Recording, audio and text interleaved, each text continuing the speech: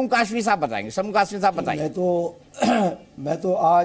मैं तो हर दिन ये बात कह रहा हूँ कि हमारे भारत का दृष्टिकोण, हमारे प्रधानमंत्री श्री नरेंद्र मोदी जी का दृष्टिकोण इंसानियत, मानवता को समर्पित है।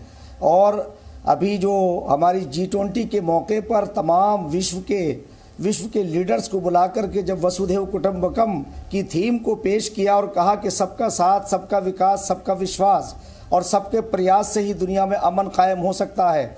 आज मैं ये समझता हूँ कि जिस तरह से भारत एक न्याय प्रिय है और न्याय के साथ है, आज प्रधानमंत्री जी ने, आज ही नहीं, प्रधानमंत्री जी ने पहले भी ये कहा था कि हमास ने जो कार्य किया था हम उसके साथ नहीं हैं, हम फ़लस्तीन के साथ हैं और फ़लस्तीन के साथ हमारा मौक़िफ़ पहले से ही है। इसलिए मैं आज कहना चाहता हूँ दीपक जी कि भारत हमेशा जो है वो भाईचारे की बात करता है, एकता की बात करता है। और हमारे प्रधानमंत्री जो 140 करोड़ का प्रतिनिधित्व करते हैं, 140 करोड़ लोगों की जो थीम है, जो उनका मकसद है, वो वसुधैव कुटुंबकम, संते भवन्तु सुखिना और संते भवन्तु निरामया है, यानी कोई दुखी ना हो, हर आज पूरा विश्व सुखी हो। तो इसलिए जंगों से मसाइल हल नहीं हुए हैं। आज हमारे प्रधानमंत्री जी ने ये बात कह करके पूरे विश्व को फिर चेताया है और कहा है कि अमन और भाईचारे के रास्ते से ही तमाम मसाइल हल हो सकते हैं,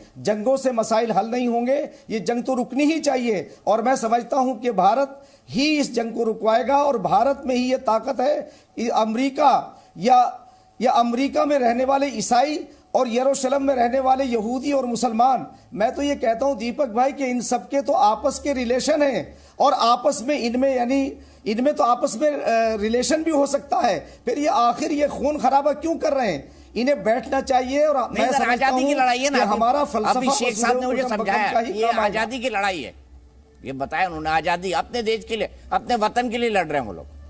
तो अब वतन के लिए लड़ रहे हैं तो फिर आजादी की लड़ाई, कोई बात नहीं, उसमें रेप हो जाता है, हत्या हो जाती है, बम गिर जाते हैं, पर लड़ाई तो आजादी की है ना।